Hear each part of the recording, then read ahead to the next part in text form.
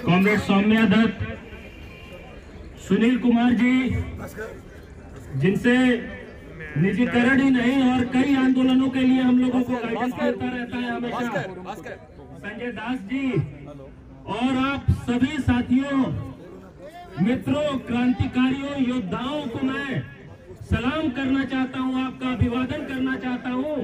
जिन लोगों ने आज ये जो लड़ाई चल रही है देश में, दो तरह के लोगों के बीच में लड़ाई, किनके बीच में है? देश बेचने वालों और देश बचाने वालों के बीच ये लड़ाई चल रही है।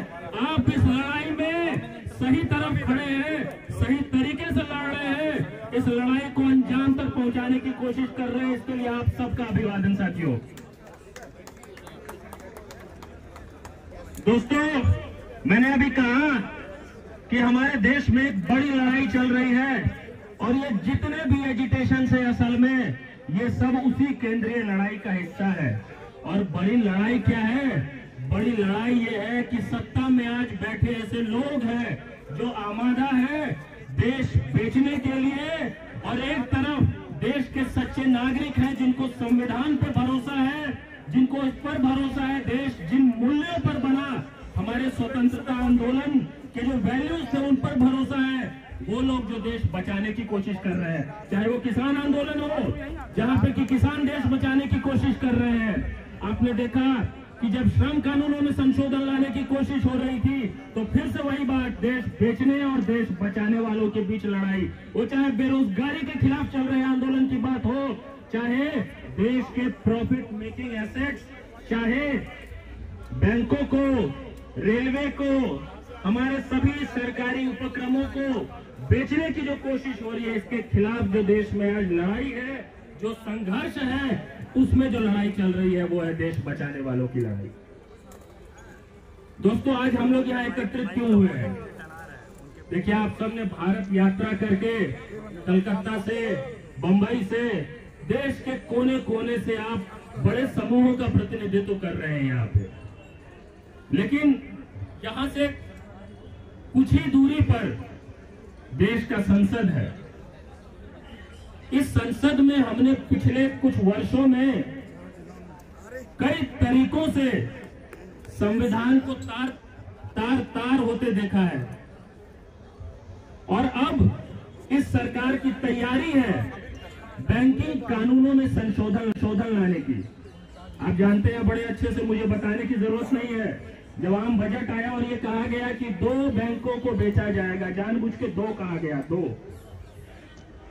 और ताकि उसके बाद फिर सूत्रों के माध्यम से ये चलाया जाए कि इसको बेच दिया जाएगा, उसको बेच दिया जाएगा, बाकी लोग निश्चिंत रहे।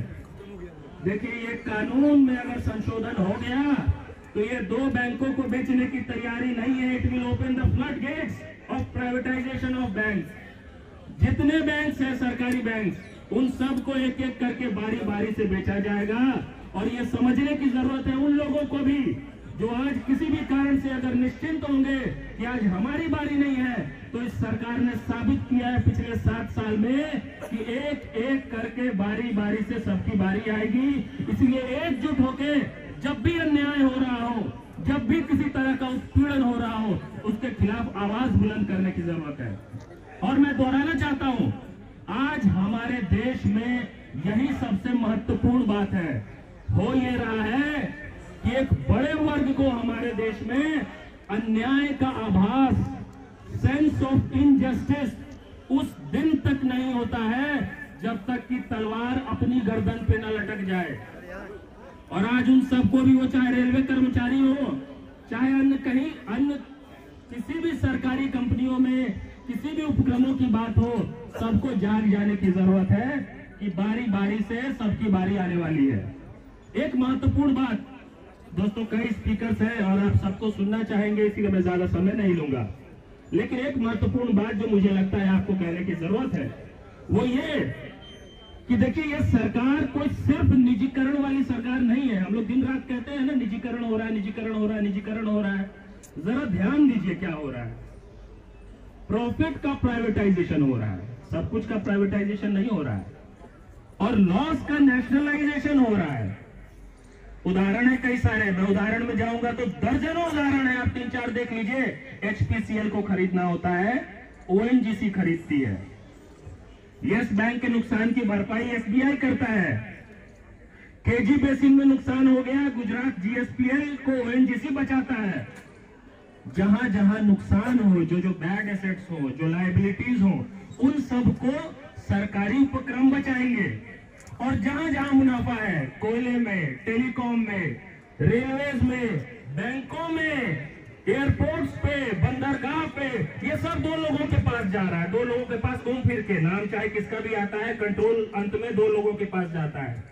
इस सरकार में आज इस देश में ये गैंग वाली सरकार है ना, सबको कोई ना कोई गैंग कह दिया जाता है। आपने आज इतना धांसू कार्यक्रम किया है, आप लोगों को भी कोई ना कोई नया गैंग का नामकरण हो जाएगा, हो सकता है, ये जो गोदी मीडिया है इनके जरिए।